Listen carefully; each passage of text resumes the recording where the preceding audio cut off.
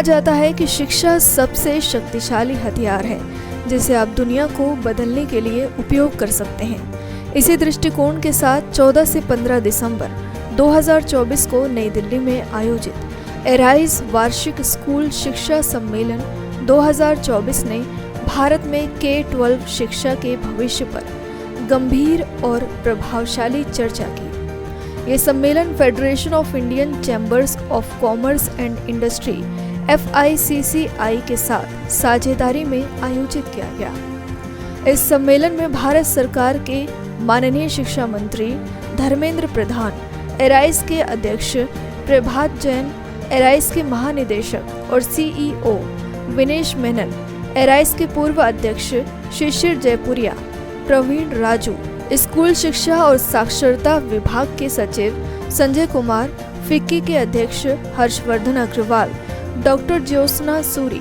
FICCI की पूर्व अध्यक्ष सहित कई गणमान्य व्यक्ति उपस्थित रहे। शिक्षा मंत्री धर्मेंद्र प्रधान ने स्कूली शिक्षा की गुणवत्ता को बढ़ाने में एराइज के प्रयासों की सराहना की।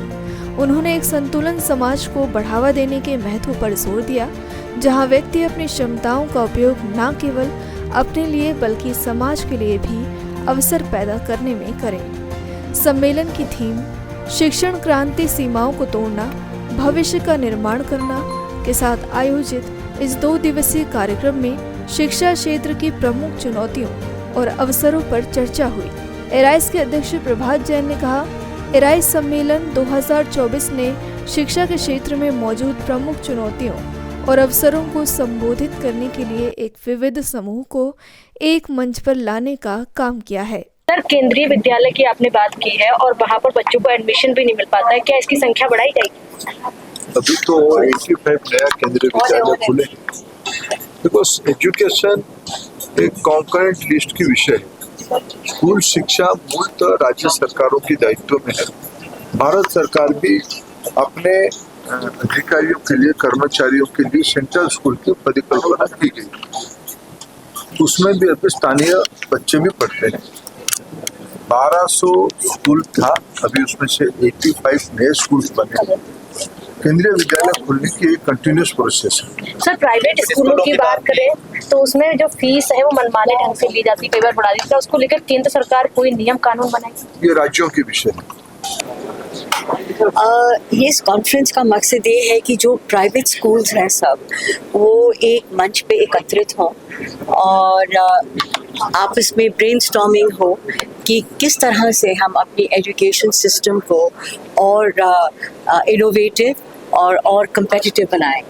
सारा दिन डिलिबरेशंस होंगी और कुछ उसमें एलिमेंट्स पॉलिसी के भी निकलेंगे जो हम जाके फिर मंत्री जी को देंगे कि ये हमारी recommendations हैं out of the deliberations of the day.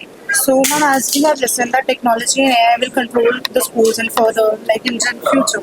So, what do you think that it is right that technology can control schools, and is it possible that teachers will not be there, only AI will work? No, I don't think that is ever going to happen. And as I said in my address, that while AI is, we can't evade it, but we have to be completely cognizant of the fact that AI cannot control us.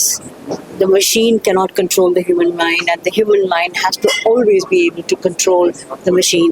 We need to take advantage of it. And therefore, if we are prepared and we are suitably educated, we will not allow that to happen. Having said that, the use of technology is very, very good because it saves a lot of time and it saves a lot of effort that has to be put in. But will AI ever replace teachers? Absolutely not. No, what I just said, that a great learning can even happen under a tree. You don't even need a school for that. What you need is a good educator, a good guru. And as I said that historically in our country we have the heritage that the Rajguru always was seated next to the emperor in the royal court. So we have to bring back that glory and stature in the profession of teaching so that all young people like you are also, and the brightest people opt for teaching as their profession, because that's what is nurturing the new generation. So In that context, we are setting up the Arise Principals Forum, where we will empanel principals from around the country from a wide genre of schools and work together in with cutting edge professional development and leadership skills so that they can further guide more teachers and create a much larger ecosystem of educators, not just for India but for the world. Okay, so as we know, technology is has a positive side and a negative type both. So what do you want to say to the future generation about this? Technology is a tool. Technology helps us to do more, better, quicker. But there is a way to use technology. Along with becoming a good citizen for the country, we also have to become a good digital citizen for the world. And that also is an important aspect in all the schools of today, that how to teach or how to inculcate digital citizenry in the students of today to use it responsibly. Rise एक association है private schools का, और इन्होंने पिछले कई सालों से पिकी के साथ में काफ़ी काम किया है।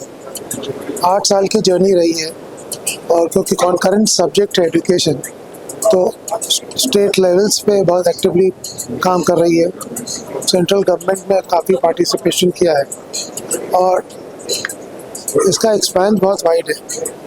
19 स्टेट्स में हमारे स्टेट चेयर्स हैं, और पॉलिसी से रिलेटेड काफ़ी इश्यूज़ पे हम लोग चर्चा स्टेट गवर्नमेंट से भी करते हैं, सेंट्रल गवर्नमेंट से भी करते हैं।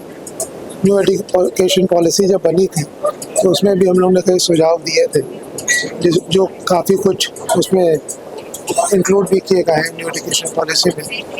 और जो बेस्ट प्रैक्टिसेस हैं एजुकेशन में, जिससे कि पेडागॉजी में इम्प्रूवमेंट हो सकता है, करिकुलम में इम्प्रूवमेंट हो सकता है, और बच्चे को लास्ट माइल तक कैसे इम्प्रूवमेंट हो और कैसे उनकी पढ़ाई बेटर और बेहतर हो सके, उसमें हम लोग काफ़ी प्रयास कर रहे हैं। हम लोग ग्लोबली अच्छे स्कूलों में जाके उनकी बेस्ट प्रैक्टिसेस को भी देखते हैं, सीखते हैं, और उसको इम्प्लीमेंट करने के लिए काम करते हैं। चाइल्ड सेफ्टी एक बड़ा मुद्दा है अराइज के लिए, तो उसके लिए भी हम लोग ने एक पहल की और रिपोर्ट बनाई है, क्योंकि चाइल्ड सेफ्टी एक ऐसी चीज़ है कि हर बच्चे को सुविधा होनी चाहिए कि वो सेफ एंड सिक्योर है स्कूल एनवायरनमेंट।